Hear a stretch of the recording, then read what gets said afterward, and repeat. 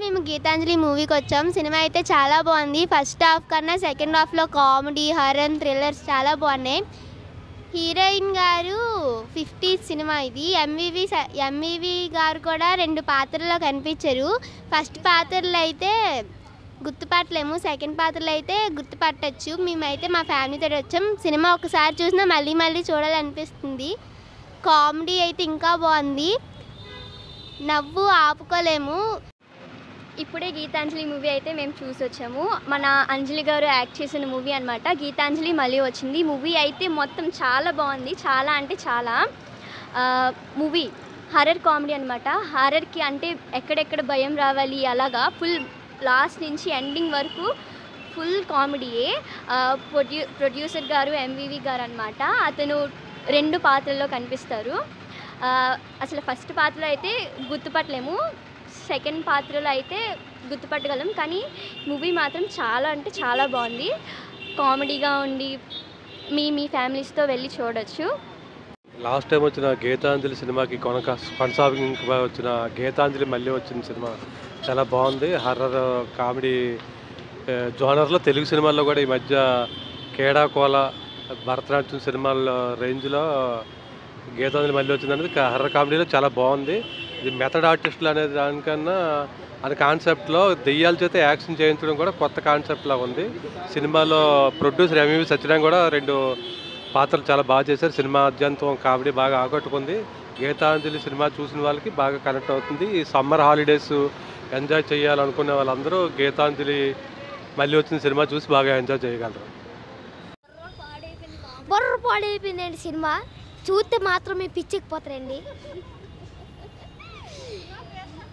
Cinema పేరు గీతాంజలి అండి. మీ ఫ్యామిలీతో వస్తే మాత్రం చూసి ఆనందపడిపోతారండి. 10 సార్లు చూసినా మీకు చూడాలనిపిస్తుందండి. సెకండ్ హాఫ్లో చూస్తే మాత్రం మీరు వదలలేరండి సినిమాని. ఇంకా మళ్ళీ వచ్చింది గీతాంజలి సినిమా చూడాలి, మీరు చూసి మీరు ఆనందపడాలి. ఇంకా సెకండ్ హాఫ్లో మీరైతే కామెడీ చూస్తే మాత్రం నవ్వుకోలేక చచ్చిపోతారండి. ఇంకా మీరు ఇంకా లాస్ట్లో ఫైట్ అయితే చెదగొట్టుకుని రండి, బొర్రలుగా తేడగొట్టుకుని రండి. చాలా బాగుంది సినిమా, మీరు చూసి ఆనందపడతారని ఈ ఇంటర్వ్యూతో రివ్యూ. హాయ్, హలో అండి. మేము శ్రీ కన్యా థియేటర్కి వచ్చాము. ఇక్కడైతే గీతాంజలి మూవీ చాలా బాగుంది, చాలా అంటే చాలా బాగుంది. ఫస్ట్ హాఫ్ అయితే కొంచెం పర్లేదు, సెకండ్ హాఫ్ మాత్రం చాలా బాగా వచ్చింది. మీరు ఒక్కసారి చూస్తే అలా 10 సార్లు చూడాలనిపిస్తూనే ఉంటుంది. Thank you. ఇప్పుడే గీతాంజలి సినిమా చూసి వచ్చామండి. ఇది ఎంవివి గారు ప్రొడ్యూస్ చేశారు. ఎంవివి గారు 2 క్యారెక్టర్స్ కూడా చేశారు.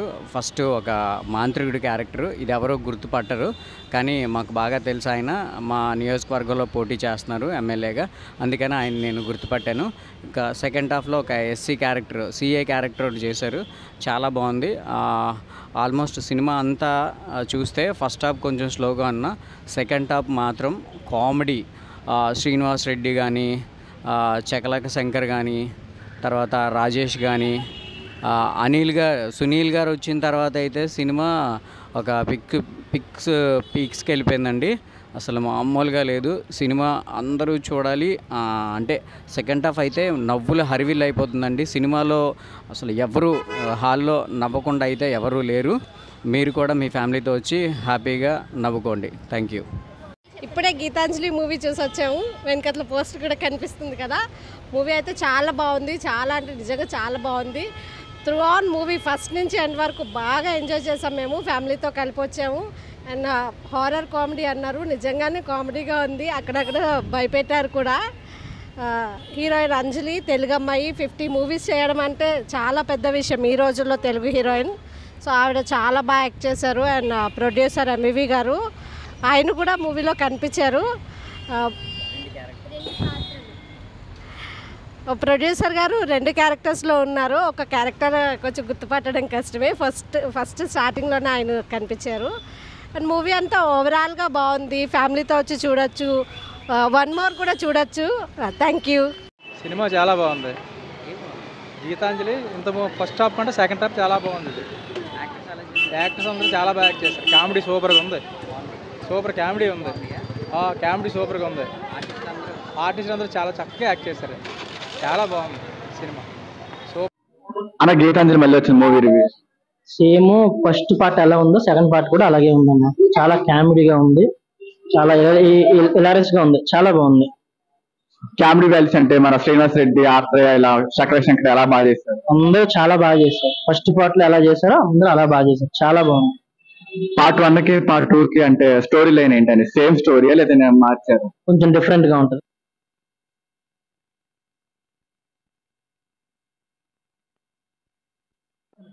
సినిమా చూస్తే గానీ ఇలా చాలా బాగుంది.